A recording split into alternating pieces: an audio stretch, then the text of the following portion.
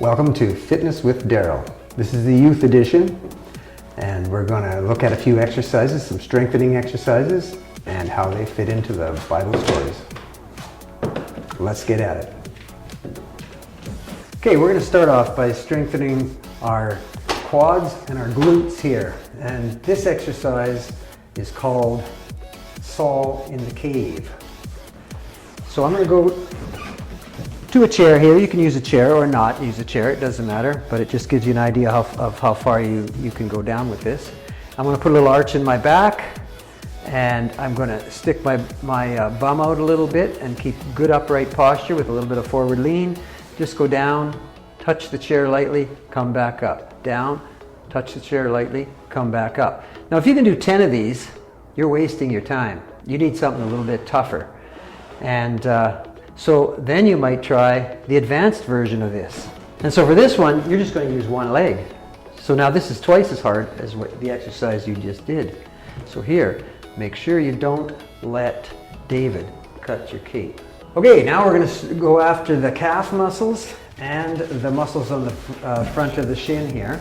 And to do that, we're going to just lightly touch some object like a chair for balance. And just standing straight and still, push up, lift the heels as high off the ground as you can, come down, and then pull the toes up as high as you can without waving back and forth. Just straight up with the toes and straight up with the heels, up with the toes, up with the heels. And this exercise is called Zacchaeus. If you're out on the street, and Jesus is coming by, now you see him, now you don't. Now you see him, now you don't.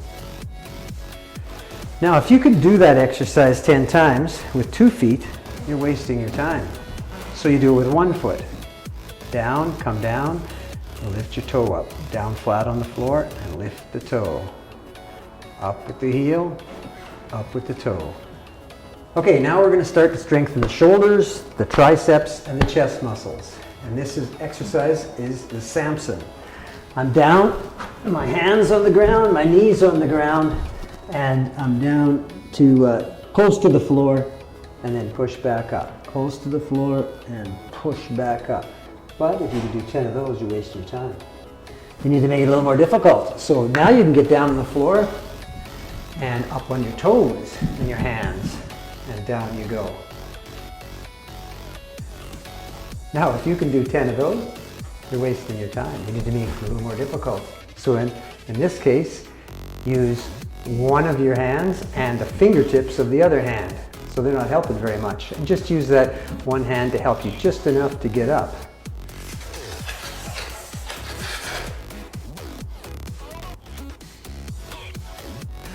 Come on, Samson. Take that temple down. Now we're going to strengthen all of the muscles of the whole central body here, sometimes called the core, all around the backbone and all around the front here. And this is called the Ezekiel. So there are 3 different positions for this one. We'll start with the front Ezekiel. And I'm just going to have my knees on the ground, my forearms on the ground, and I'm just going to hold this position. And if you can do that for 40 days, for 40 seconds, then you need something a little more difficult. And here's what it looks like. Now you're going to be down on the floor with your toes on the ground instead of your knees and your forearms, and you're going to hold on to that for 40 days. Now if you can do that, you need something a little more difficult. You might try lifting a toe off the ground.